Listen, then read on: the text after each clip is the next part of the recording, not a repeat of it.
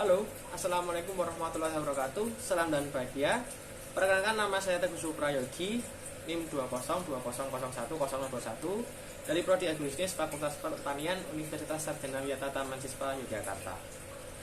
Di sini saya akan berbagi cerita dan pengalaman mengenai analisis risiko dalam usaha budidaya ikan hias. Jadi saya memiliki usaha kecil-kecilan di bidang budidaya ikan hias, yang fokus utamanya adalah pada komoditi ikan hias jenis layang-layang seperti ini atau manfish, dan juga African cichlid.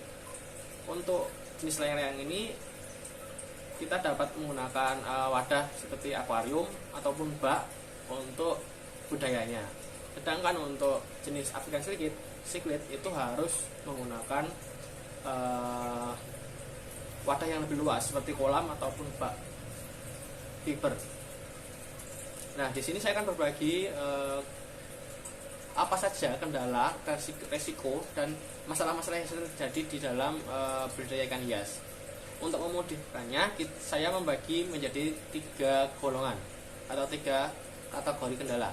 Yang pertama adalah kendala masalah air, yang kedua adalah masalah ikan dan pakan, dan yang ketiga adalah masalah pasar. Yang pertama adalah masalah air.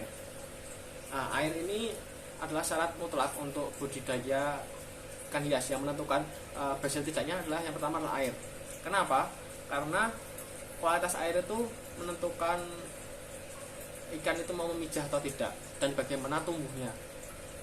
Untuk kualitas air jelek itu pertumbuhan ikan akan terhambat, dan kemungkinan besar beberapa jenis ikan tidak mau pada kondisi kualitas air yang jelek untuk mau memijah. Apalagi di musim hujan seperti ini, masalah yang sering terjadi adalah permasalahan suhu air. Permasalahan naik turunnya suhu air yang drastis. Naik turunnya suhu air yang drastis ini mengakibatkan ikan gampang sakit, gampang terserang jamur dan parasit lainnya. Nah, ini yang menjadi kendala yang sering dialami oleh para petani ikan hias. Yang kedua adalah kendala mengenai ikan dan pakan. Yang pertama ikan itu masalah yang sering terjadi adalah indukan mogok untuk memijah, mogok produksi. Nah, itu akan menghambat produksi ikan hias kita.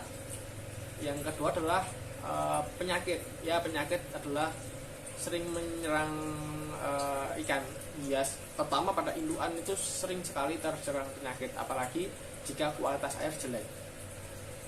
Yang selanjutnya pakan ini juga menjadi faktor penting. Kendala yang sering dialami oleh para petani adalah sulitnya cari pakan hidup. Pakan hidup seperti cacing sutra, seperti artemia itu ataupun kutu air itu susah didapat, apalagi di musim penghujan ini. Untuk pakan pembesaran itu menggunakan pelet.